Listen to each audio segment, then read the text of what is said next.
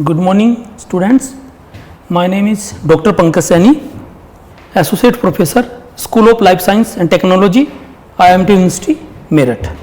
Today, we will discuss about the topic of disaster management with a special reference to. This lecture will help you understand about the concept of the disaster, types of and causes of the disaster, earthquake disaster and disaster management also. First of all, what is the disaster? Disaster word जो आया है प्यारे बच्चों, disaster जो word आया है, the term disaster is derived from the French words desastre which is the combination of the two words. Disaster dis means meaning bad और aster means meaning the star. Thus the term refer to the bad और evil star. On the other end we can say the bad star. बोलते हैं कि bad star है, हमारा बुरा वक्त है, तो it is the bad star of यार. What is the disaster? As you know very well about the disaster. Disaster like is the bad star, you know very well. We have discuss earlier slides. And disaster is an event which is the generally unpredictables, happens instantly or without giving enough time to react. बिना react के, बिना time हमारे बिना react के ही इतनी suddenly अचानक कई बार disaster आ जाते हैं. और आपको पता ही है कि affecting a large number of the people, disturbing normals life and leading the large scale of the deviation term of the loss of the life and the property also.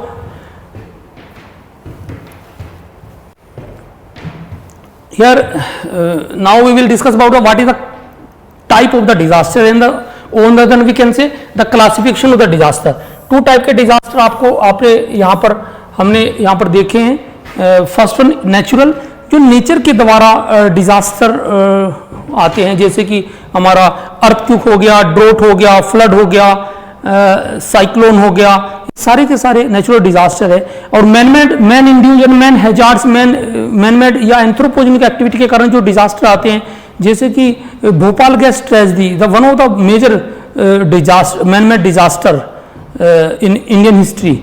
इन 1984 2 दिसंबर 1984 को भोपाल शहर में भोपाल गैस ट्रेजेडी के नाम से यह disaster एक industrial disaster के रूप में आया था या घटना घटी थी due to the anthropogenic activity, due to the human error. It is the major industrial disaster in the history of the India. Disaster occur in the varied forms. आपको पता है some are the predictable in advance and some are the annuals और seasonals, some are the sudden और unpredictables. factors leading to the disaster, the meteorologicals factors, second one is geologicals, ecologicals or environmentals and technologicals factors. There is a many factor behind the disasters like the meteorological, जैसे कि मैंने आपको यहाँ पर बताया meteorological disaster factors is like the ambient air in the surrounding area. Here other factor like the edaphic factor and other geological condition of that area, ecological factors. You know very well about the ecology. Ecology the interaction between living being and their environment. And environment आपको पता ही है, the surrounding zone of all of us that affects of the living being in any way. And technology जो आजकल चल रही है उसमें आपको सब कुछ पता है कि ये किस तरह से अफेक्ट करता है हमारे डिजास्टर को. और डिजास्टर में ये जो नेचुरल डिजास्टर की बात करें, India has been the traditionally vulnerable to the natural disaster on account of the its unique geoclimatic condition. Floods, drought, cyclones, earthquakes, landslides have been the recent phenomena. About the 60% of the land mass is prone to the earthquake. हमारी लगभग 60% of the Indian geographical जो region है वो land mass है, वो लगभग prone to the earthquake से prone है. Various instances over the 40 millions hectares is prone to the floods. About 8% of the total area is prone to the cyclone, and the 68% of the area is susceptible to the drought. तो कहीं ना कहीं से आप देख रहे हो कि India is vulnerable to the disaster, natural as well as the anthropogenic. Here scale of the disaster, we will discuss about in this slide. What is the scale of the disaster is dependent on the time availability, intensity of the hazards. hazard की intensity क्या है, कितनी intensity का hazards वहां पर create हुआ है उससे पता लगता है. ड्यूरेशन ऑफ द डिजास्टर, कितने लंबे समय तक वो उसका ड्यूरेशन क्या है, टाइम पीरियड क्या है डिजास्टर का, उससे ही उसकी स्केल ऑफ द डिजास्टर का पता लगता है. स्पेशल जो एक्सटेंट होता है कोई भी चीज होती है उसमें, density of the population of the areas, ये सारी चीजें यहाँ पर स्केल ऑफ द डिजास्टर पूछी देखी जाती है. टाइम ऑफ द क्रेंस, किस समय की घटना है. यदि आप एक फॉर एग्जांपल यदि रात के समय में, नाइट के समय में अर्थक्वेक आता है तो वो बहुत ज़्यादा एक तरह से हमारे लिए डेंजर सिचुएशन होती है compare to the day time, क्योंकि नाइट के समय मोस्ट ऑफ द जो ह्यूमन बींग्स जो होते हैं वो आराम करते हैं, जिससे कि वो बिल्डिंग्स के अंदर होते हैं, वो मोस्टली बहुत ही एक क्रिटिकल सिचुएशन होती है. तो it is a time occurrence, किस समय की घटना है घटती है. Vulnerability existing the elements at risk, hazards into vulnerable is equal to disaster.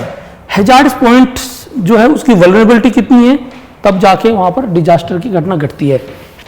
Element at risk, कौन कौन से एलिमेंट्स हैं जो रिस्क पर है. First one people, second livestocks, rural and housing stocks, house vulnerables, crop, tree, telephones, electric poles, also boards, working implement जो होते हैं, personal properties, electricities, water and food supplies, infrastructure supports, these are all at the element at risk during the any disaster. Here hazards vulnerability of India. यदि India की बात करें, हमें India में बताया India is more and more vulnerable to the disaster. Hazards, vulnerability and risk and disaster. Now hazards, a dangerous condition और event that the threatened have the potential for the causing injury to the life और the damage to the property और the environmental hazards is the basically grouped into the two broad heading, natural disaster and the unnatural disaster. मैंने अभी आपको बताया कि जो natural disaster है the meteorological, geological and biological origin से निकल के आते हैं होते हैं, और unnatural hazards on the then we can say man made hazards, hazards with the human caused और टेक्नोलॉजिकल ओरिजिन्स. ये टेक्नोलॉजी हमारी जो चल रही है, इंडस्ट्रियलाइजेशन, अर्बनाइजेशन, इससे जो डेवलपमेंट्स जो एक्टिविटी है उनसे जो हैजार्डस पॉइंट्स क्रिएट होते हैं उन्हें हम अननेचुरल हैजार्ड्स बोलते हैं. और नेचुरल फिनोमेना, और एक जैसे जो भी नेचुरल फिनोमेना होता है, जैसे क्लाइमेटोलॉजिकल हो गया, हाइड्रोलॉजिकल्स हो गया, जियोलॉजिकल हो गया, प्रोसेस होगी, जितनी भी ये सारी की सारी एक नेचुरल हैजार्ड्स को क्रिएट करती है. A massive earthquake in an unpopulated area is a natural phenomena, not a hazards, but when these natural phenomena interact with the man-made habitat, they may cause widespread damage, then they are become hazards. Definition of the vulnerability, you know very well about that. The extent of the which is the community structure, service or the geographical area is likely to be the damaged or disturbed by the impact of the particular disaster hazards. On the then we can say the vulnerability is the tendency of thing to the damage by a hazards. Now we will discuss about the what is the risk. Risk क्या है, बोलते हैं कि भाई risk factor क्या होता है, risk होता क्या है. यहाँ पर हम देखते हैं ड्यूरिंग द डिजास्टर कौन कौन सी यहाँ पर रिस्क क्या, what is the meaning of the risk. Risk is the measure to the expected losses, death, injury, property loss, economic activity, etc. due to the hazards of a particular magnitude or the intensity occurring in a given area over a specific time of the period. ये सारी की सारी चीजें हमारी risk में आती है। And dear student, you know very well, exposure, the value of the importance of the various type of the structure and the lifeline system such as the water supply, communication networks, transportations network at in the community survival of the population. So this is the part of the exposure. Here we can see in this picture the hazards is the possible source of the danger may cause. कोई भी possible source हो सकता है, वो danger खतरे की तरफ हमें लेके जाता है, उससे इंजरी होती हो सकती है, उससे डेथ हो सकती है, वो हार्म पहुंचा सकता है किसी भी एरिया, किसी भी प्रॉपर्टी को, ह्यूमन लाइफ को, तो उसे हम हैजार्डस कंडीशन बोल सकते हैं। यहां पर risk, the possible suffering harm और loss, risk is also the possibility of the suffering harm और लॉस। एंड वल्नरेबिलिटी, मैंने आपको अभी बता दिया है, vulnerability it is the inability to the resist of the hazards or the response when a disaster has occurred. तो ये सारी की सारी चीजें यहाँ पर we can see in this picture, this is the risk factor and also the vulnerability. And now we will discuss about the disaster, earthquake disaster, a sudden and unexpected events causing the great loss life in the resources which is the exceed the community ability to deal with it. तो disaster को किस तरह से हम देखते हैं, यहां पर कैपेसिटी बिल्डिंग्स की यदि बात करते हैं, ability to the perform by the using available resource to the reduce the effect of the disaster, हमारी कैपेसिटी क्या है। यदि हम, हमारा जो टॉपिक था, ये जो मैं आपको यहां पर बढ़ा रहा हूं, इसका जो टॉपिक था disaster management with special reference to earthquake, and earthquake is a natural disaster, you know very well about that. तो यहां पर हमें किस तरह से, हमने डिजास्टर के बारे में पढ़ा कि डिजास्टर क्या होता है, अब हम अर्थक्वेक डिजास्टर के बारे में यहां पर आगे पढ़ेंगे। तो डियर स्टूडेंट्स, नेचुरल हैजार्ड्स में कुछ डिजास्टर आते हैं, floods, you know very well about the flood, too much water at the wrong place is called as the flood. Earthquake, sudden जो सोकिंग होती है, जो अचानक अर्थ का मूव होती है, हिलती है, कंपन होता है, अर्थक्वेक बोलते हैं। साइक्लोन को पता ही आपको, drought is the less amount of the moisture contents in the soil in a particular area.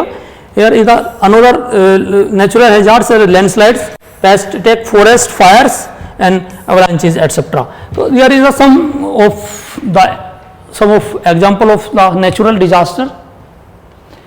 Time duration of the natural disaster, first one आपको पता ही है, earthquake the seconds and the minutes, कितना time देता है कोई भी disaster यदि natural. Cyclones in the day तक होता है, फ्लड्स कुछ दिनों तक, ड्रोट कुछ महीनों तक या कुछ महीनों तक चलता है ड्रोट का condition. It the time duration of the natural disaster also. Here अब हम स्पेशल जो रेफरेंस हमने दिया इस लेक्चर में, वो यही बता रहे हैं हम कि हमारा मेन फोकस है कि किस तरह से हम अर्थक्वेक डिजास्टर को आपको समझाए। अर्थक्वेक डिजास्टर को समझाने से पहले हमें सिस्मिक जोन के बारे में पता करना होगा। भारत में अब ये 4 जोन, पूरे भारत में 4 जोन में बांटा गया पूरा India. Zone second seismic zone के हिसाब से, जोन थर्ड, जोन फोर्थ और जोन फिफ्थ। अब zone fifth very high risk zone, area level to the second intensity of the 9 and above. तो ये जोन 5 है, बहुत ही हैवी रिस्क की जोन होता है। जोन फोर्थ हाई रिस्क की जोन, इंटेंसिटी 8, ये रिएक्टर स्केल पर जो इसकी इंटेंसिटी देखी जाए तो वो लगभग 8 तक होती है। और यदि मैं आपको बताना चाहूंगा कि मेरठ सिटी है, हमारी मेरठ शहर है जहां पर ये हमारे IIMT यूनिवर्सिटी है, या ये मेरठ सिटी की बात करते हैं हम, ये जोन फोर्थ में आता है सिस्मिक जोन के हिसाब से। तो zone fourth is a highly risky zone to the मतलब with special reference to the earthquake. Zone fourth is the moderate zone, here is the moderate zone, intensity 7 तक यहाँ पर इंटेंसिटी का भूकंप आ सकते हैं। और zone second is the low risk zone, ये बहुत ही कम इंटेंसिटी की जोन आती है, ये बहुत ही कम रिस्की होती है। एक जोन फर्स्ट भी थी इससे पहले, जोन फर्स्ट, वो बहुत ही नील, उसमें लो रिस्क, बिल्कुल जीरो रिस्क था टू द अर्थक्वेक। तो यहां पर हमें समझना पड़ेगा कि ये पूरा का पूरा this is the map of the India showing the zone of the related to the earthquake. Here is the this zone is the zone 5th and there is the some area of the zone 4th and zone 3rd also. So this is the map of the India showing the zone of the earthquake in India. You can see here earthquake, you know very well about that. Sudden movements of the shaking of the earthquake caused by the plate tectonic stress. अभी आपको बताएंगे. There is the 7 tectonic plates in this picture. You can see here is the Indo-Australian plate, yeah, and the African plate also, the Eurasian plates and the American plates, Pacific plates and Asia plates. There is the 6 tectonic plates in this picture. Some authors divided the Indo Australia plates को अलग अलग दिखाते हैं. यहां पर Indian की plate अलग, Australia की प्लेट अलग. तो these are the tectonic plates of the earth. Here located at the plate boundary. ये जो भी located resulting the breakage of the earth brittle crust. तो इसके कारण से जो दो tectonic here the second picture, this is the an after the earthquake happens. जब घटना घट गई, अर्थक्वेक हो गया, उसके बाद की ये पिक्चर यहां पर दिखाई दे रही है आपको. और ये अर्थक्वेक द टेक्टोनिक प्लेट आपस में जब टकराती है, ऐसे ऐसे मूवमेंट होता है, ऐसे ऐसे हर समय बोलते हैं कि ऑस्ट्रेलियन प्लेट्स इंडियन प्लेट्स के पास आ रही है या उसके पास, वो आपस में जब टकराती है तो वो एक दूसरे को मूवमेंट करती है. जैसे आपने सुनामी के बारे में सुना होगा. सुनामी में नीचे से जब समुद्र या ओशन जब अपना पानी को शक करता है, this is the primary indication of the tsunami. क्योंकि दो टेक्टोनिक प्लेट एक दूसरे को ओवरलैप हो जाती है. तो यहां पर इस कंडीशन को यदि हम देखें तो वो सुनामी की क्रिएट करती है. अर्थक्वेक वेव्स आपको पता है focus point. This is the focus point. Here जहां से अर्थक्वेक स्टार्ट होता है, जो पॉइंट जहां पर स्टार्ट होता है अर्थक्वेक, जहां से एनर्जी रिलीज होती है, इस पॉइंट को बोलते हैं फोकस पॉइंट. और इसे बोलते हैं, दूसरा नाम इसे हाइपो सेंटर भी बोलते हैं. हाइपो सेंटर, हाइपो सेंटर भी इसे बोलते हैं. फोकस पॉइंट को क्या बोलते हैं? Hypo centre. फोकस पॉइंट को हम हाइपो सेंटर भी बोलते हैं. और there is a just upon the focus point on surface level. This centre is also known as the epicentre. Epicentre.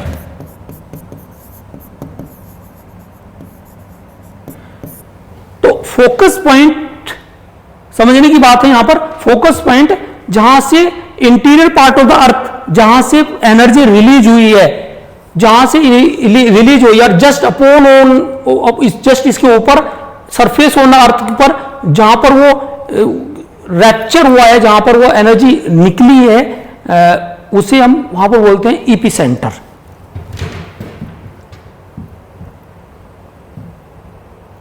तो epicentre is the geographical point of the surface directly above the focus. ये हमने यहां पर लिख रखा है, epicentre is the geographic point on the surface directly above the focus point. On focus point is also known as the hypocentre. Here seismic waves produced by the release of the energy move out in the circle from the point of the rupture focus. Two type of the surface body travels inside the through the earth layers. First one is the P wave, second is the S wave. Back and the fourth movement of the rocks travel through the solid liquids gas, and S wave is the solid waves movement of the rock travel through the solid only. You know, first wave is the P wave and second wave is the S wave. Earthquake wave. Continue. Seismographs. You know, this picture is a seismogram. Seismogram is the seismic reactor scale पर जब हम किसी earthquake के moment को, उसकी frequency को देखते हैं, चेक करते हैं, तो तब जाकर हमें पता लगता है कितनी फ्रीक्वेंसी का अर्थक्वेक आया था. वो मेजर था या फिर मीडियम था या फिर लो था. तो वो आपको मैंने बताया कि 0 to 8 तक रिएक्टर स्केल पे हम देखते हैं, 0 to 10 तक होता है, पर 0 to 8 तक हम देखते हैं कि मेजर तो 5 से ऊपर वाला तो मेजर ही आता है, 5 to 6 के आसपास को मॉडरेट कहते हैं, और अबोव 6 रिएक्टर स्केल पर यदि कोई भूकंप इतना इंटेंसिटी का आता है तो उसे मेजर अर्थक्वेक बोलते हैं। और हियर द सिस्मोग्राम, सो हम सिस्मोग्राम में देखते हैं जो amplitudes of the seismic wave होते हैं, हाउ मच रॉक्स मूव और द वाइब्रेट, हम यहां पर इसमें देखते हैं। Moment of the rocks vibrate देखते हैं, distance to the epicentre, epicentre से कितने डिस्टेंस पर अर्थक्वेक डायरेक्शन देखते हैं कि उसका डायरेक्शन अर्थक्वेक का कहां पर है। तो ये सारी की सारी चीजें हम 3 type of the seismic wave show up on the seismograms, आपको पता ही है। First one the P wave, second this is the direction of the P waves, wave direction, third way the S wave, second way the S wave, sec earth the side way of the wave direction travel through the solid only. ये solid और liquid और gas तीनों में move करती है P wave, और यहां पर ये केवल सॉलिड में ही मूव करती है। And third one is the surface wave, circular movement of the rock travel on the surface cause most damage. ये वाली वेव्स है तो ये सबसे ज्यादा मोस्ट डैमेज करती है हमें या हमारी प्रॉपर्टी को। तो यार अर्थक्वेक वेव आपको मैंने अभी बताया, पी वेव, एस वेव, और this a picture can more depicts more than 1000 words, you know very well about that.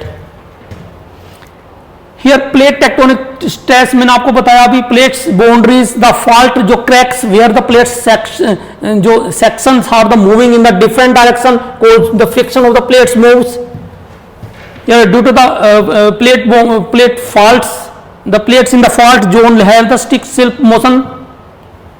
यार दिस हम इस पिक्चर में देख सकते हैं, this is the original position of the plates and here is the build of the strains.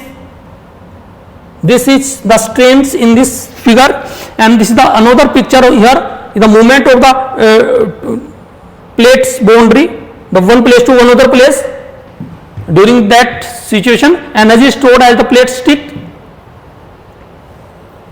and slip earthquake. This is the final moment of the plates. जो waves की बात हम कर रहे थे अब की P waves. This is the slide related to the earthquake waves, primary waves and secondary waves. Moments मैंने आपको बताया, पी वेव का सॉलिड, लिक्विड, गैस में तीनों में होता है, और इसका केवल सॉलिड में होता है। ये मोमेंट है, बॉडी वेव्स बोलते हैं पी वेव को। अर्थक्वेक्स जो मैग्नीट्यूड्स है, measurement of size of the seismic waves, the energy release by the earthquake, reactor scales, Richter scale से हम नापते हैं, मेजरमेंट करते हैं एनर्जी के रिलीज को based upon the wave implemented size of the vibration, कितना वाइब्रेशन हुआ है। तो रिएक्टर स्केल पर हम नापते हैं कितनी इंटेंसिटी का भूकंप आया था, कितनी इंटेंसिटी का भूकंप यहां पर आया है। तो ये this is the picture of the here implement the wave of the goes off the 10 longitudinal scales. तो यहां पर हम देख सकते हैं कि किस तरह से हम भूकंप को या अर्थक्वेक को नापते हैं। हियर द अर्थक्वेक जो टर्मिनोलॉजी है अर्थक्वेक की, वो मैं आपको थोड़ा सा बता दूं। सरफेस रप्चर यहां पर होता है, surface rupture from the fault of the sports mount of the slip and epicentre, epicentre just focus point, this is the focus point and the hypocentre, इसे हम हाइपोसेंटर भी बोलते हैं, हाइपो सेंटर। तो जस्ट जो focus where the rupture on the fault plane stored, जहां पर भी एनर्जी स्टोर होती है, जहां पर वो फैक्ट जो रैप्चर फॉल्ट होता है, उस फॉल्ट के जस्ट अपोजिट ऊपर जहां पर surface point on the surface, point on the surface of the focus, focus के जस्ट ऊपर एपिसेंटर होता है। अब ये बात नोट करने की यहां पर है डियर स्टूडेंट्स, कि जो फॉल्ट स्लिप होती है, फॉल्ट प्लेन होता है, वो इस तरह से यहां पर शो कर रहा है। यहां पर सारी चीजें, एक चीज नोट करने की है कि जितना इसमें डिस्टेंस होता है, जितना ज्यादा डिस्टेंस होता है, चाहे वो रिएक्टर स्केल पर वो अर्थक्वेक मेजर अर्थक्वेक में आता है, बट यदि इसमें यहां पर डिस्टेंस बहुत ज्यादा है दोनों चीज में, epicentre to the hypocentre to the epicentre, दोनों में डिस्टेंस ज्यादा है, तो वो कम उसका इंपैक्ट होगा। और यदि मीडियम लेवल का भी अर्थक्वेक आया, पर इनमें हाइपोसेंटर और एपिसेंटर में दोनों में डिस्टेंस कम है, तो वो वहां पर ज्यादा डेंजर हो सकता है हमारे लिए, हमारी सोसाइटी के लिए, हमारे एनवायरनमेंट के लिए। तो ये नोट करने वाली बात है। This is the picture related to the earthquake terminology. ये स्लाइड्स, हाँ, here we can see in this some figure, some pictures related to the earthquakes in the Uttarakhand. इन तो पूरा का पूरा डैमेज कर दिया है चीजें, आप देख सकते हो किस तरह से हैवी फ्लड्स, किस तरह से डिजास्टर ने पूरा का पूरा एक डैमेज कर दिया चीजों को। तो रिस्क डिजास्टर मैनेजमेंट में अब हमने आपको डिजास्टर के बारे में बताया, हमने अर्थक्वेक के बारे में बताया कि अर्थक्वेक किस तरह से इवन होता है। अर्थक्वेक जब आता है तो उसमें एक आफ्टर शॉक भी आता है। आफ्टर शॉक का मतलब कि जब अर्थक्वेक आ गया तो अर्थक्वेक के उसके 24 घंटे या 48 घंटे के बीच में दोबारा एक शॉक आता है, दोबारा अर्थक्वेक का एक वो आता है। तो जनरली ये बोला जाता है कि भैया हम जब अर्थक्वेक आ जाए तो उसके बाद तुरंत दोबारा अपने घरों में, बिल्डिंग्स में एंटर ना करें, क्योंकि आफ्टर शॉक्स आता है वो कई बार अधिक खतरनाक होता है compare to the real one, because उस समय हमारी बिल्डिंग्स वीक पड़ी होती है, बट वो रिक्टर स्केल पर तो वो कम होता है उसका इंटेंसिटी, बट बिल्डिंग्स हमारी बहुत ज़्यादा वीक होती है उस पहले वाले झटके के कारण। तो उस समय ज़्यादा वो नुकसान पहुंचा सकता है जो आफ्टर शॉक्स आता है ना। तो अब हम मैनेजमेंट की बात करते हैं। डिजास्टर रिस्क मैनेजमेंट, डीआरएम इसे बोलते हैं, disaster risk management. It is the series of the action to the reduce the risk of the disaster, minimise the effect of the disaster and facilitate the rapid recovery. That range of the activity is designed to the maintain the control over the disaster and the emergency situation and to provide the framework for the helping at the risk persons avoid or the recover from the impact of a disaster. तो DRM का main objective ये है कि to reduce the vulnerability, to reduce the hazardous condition, to reduce the risk. Aim of the disaster management: reduce, avoid if possible, reduce, avoid if possible the potential losses from the hazards and assure the promote and the appropriate assistance to the victim when necessary and achieve rapid and durable recovery also. You know very well about that, the achieve rapid and durable recovery. Here is the disaster management cycle. First one, after the events, the before the events and impact. इसमें हम देख रहे हैं इस cycle में recovery, mitigation, preparedness and response. Before the event हम देखते हैं, बिफोर द इवेंट्स में प्रिपेयर्डनेस और तैयारी करते हैं हम, इम्पैक्ट कहीं पर हो रहा है तो उसमें रिस्पॉन्स कितनी जल्दी हो रहा है हमारा, रिकवरी हम कितनी कर रहे हैं, रिहेबिलिटेशन कितना कर रहे हैं, मिटिगेशन कितना कर रहे हैं, इस बात पर इंपोर्ट करता है डीआरएम, डिजास्टर जो रिस्क जो मैनेजमेंट है, इस बात पर वो डिपेंड करता है। मैं नेक्स्ट स्लाइड पर आपको दिखाऊंगा। डिजास्टर मैनेजमेंट जो साइकिल है, प्री डिजास्टर, ये से बोलते हैं preparation. Preparation it is the pre disaster is the normal phase. 3 phase होती है, pre disaster, during the disaster और post disaster. Dear students, 3 phase होती है, मैंने आपको बताई, pre disaster, during the disaster और पोस्ट डिजास्टर। तो यहां पर हम देख रहे हैं pre disaster. Pre disaster is the normal phase. जब नॉर्मल फेज होती है, जब हमें पता है, हमने देख लिया कि ये एरिया किस तरह का वल्नरेबिलिटी है, किस तरह इसमें हैजार्डस पॉइंट कौन कौन से हैं इस एरिया में। जैसे हमने अभी आपको 4 zone of the earthquake, seismic zone of earthquake दिखाई, पूरे भारत में कौन कौन सा एरिया किस किस जोन में आता है। तो पहले से ही हमें पता है कि कौन सा जोन हाईली वल्नरेबल है। यदि मेरठ सिटी की बात करें तो जोन 4 में आता है, और जोन 5 तो zone 4 is highly risky zone to the earthquake in India.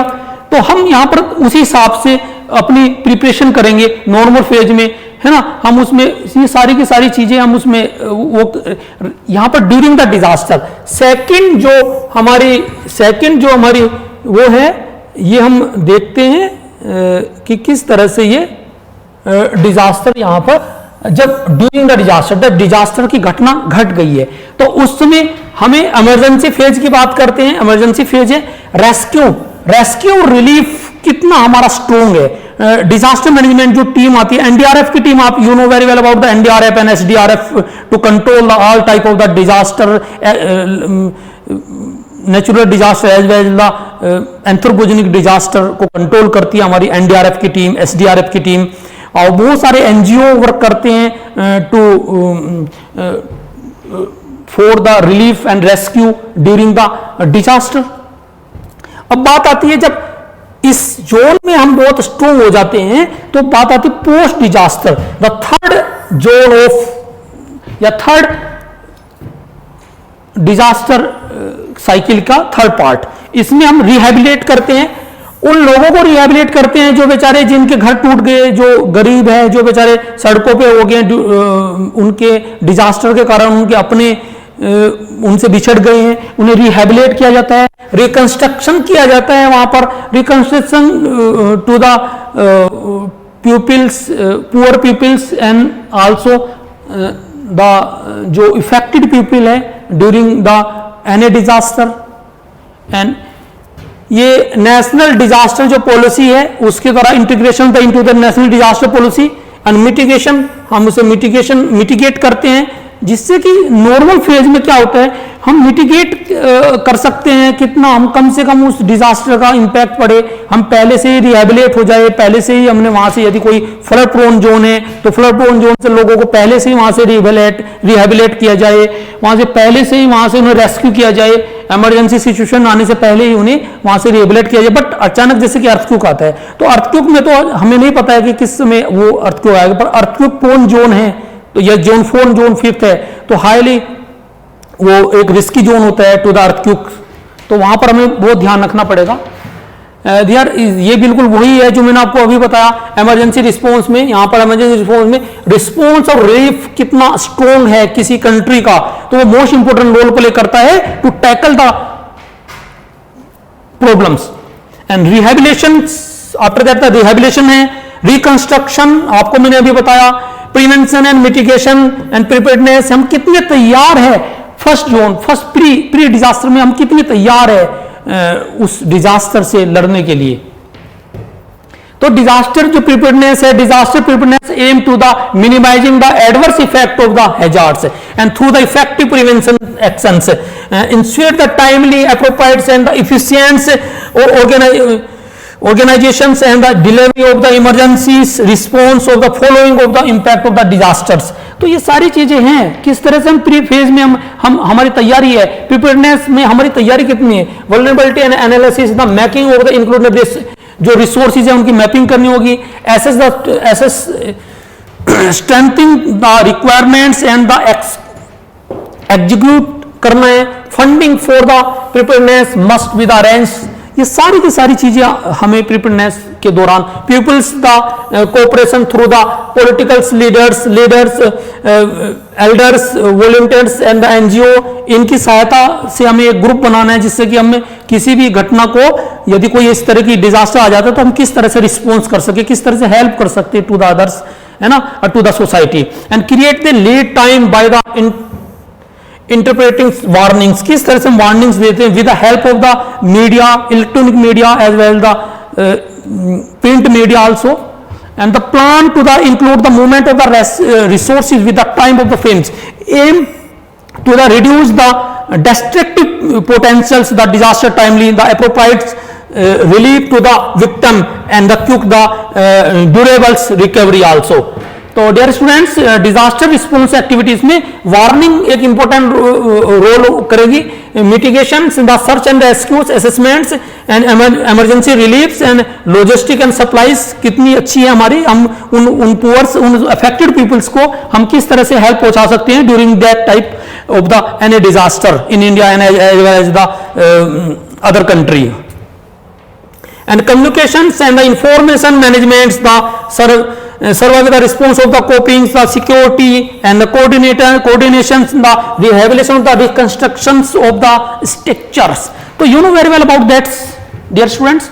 And now the disaster management, the continuance disaster management, mitigation आपको मैंने बताया, risk analysis, vulnerability analysis, hazards assessment करते हैं, risk assessment को पहले से risky assessment को prevention structure measures करते हैं, non structures measures करते हैं, preparedness के बारे में मैंने पूरा आपको बताया, पिछली स्लाइड में मैंने आपको बताया। ना वार्निंग एंड evacuations के बारे में we have discussed earlier and the planning and disaster response also the discuss, and the response, rescue, relief, and the long term measures, rehabs, the reconstruct and recovery.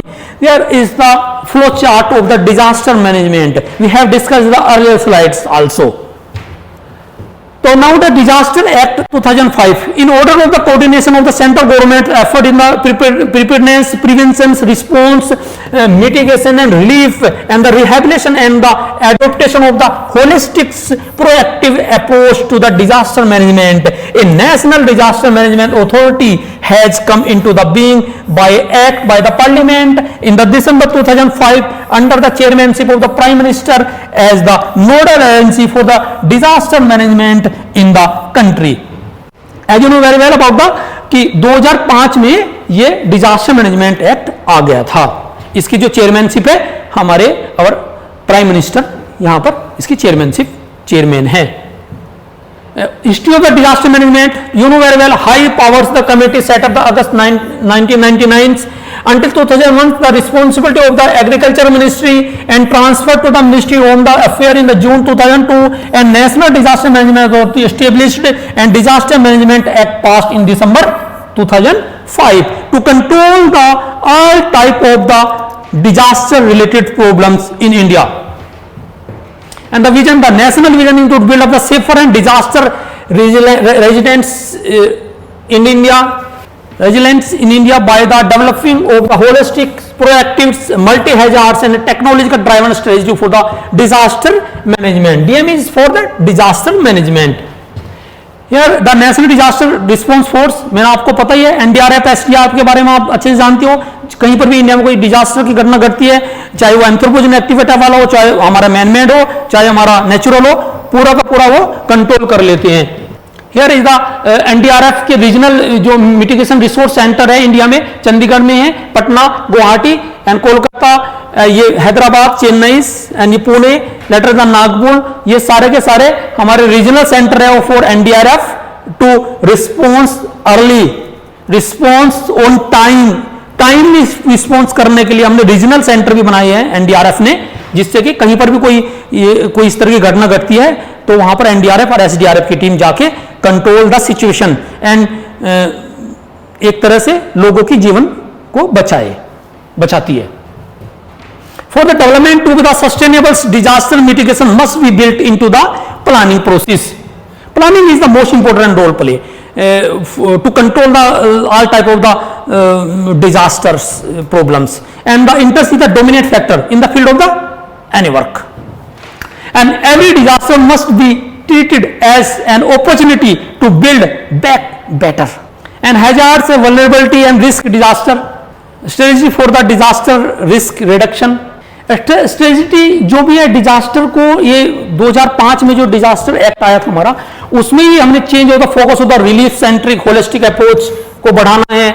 Ministry में disaster management into the all national development programmes करने हैं. Empowerment of the committee to face the disaster, पूरे के पूरे the key role of the educational and professional institute for the mass education and awareness and upgradation of the key response.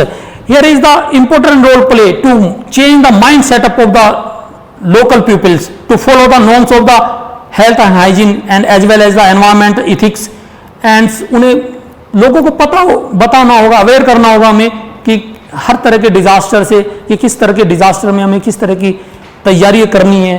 Here the supporting and enables the mechanism for the districts and state levels and facilitate the early warning systems, communicables, जो communication जो system होता है, coordinates the timely and effective response is also the another tools to the tackle the all type of the disasters. Involvement of the NGOs and corporate sectors का involvement करना होगा. Time board action plan, earthquakes, floods and cyclone के लिए तो time board action plan करना होगा हमें ना. We proactive and the participation in the regional and international level also it the main role behind the control of the any disasters problem. Here now in last, save the environment. Thank you all of you.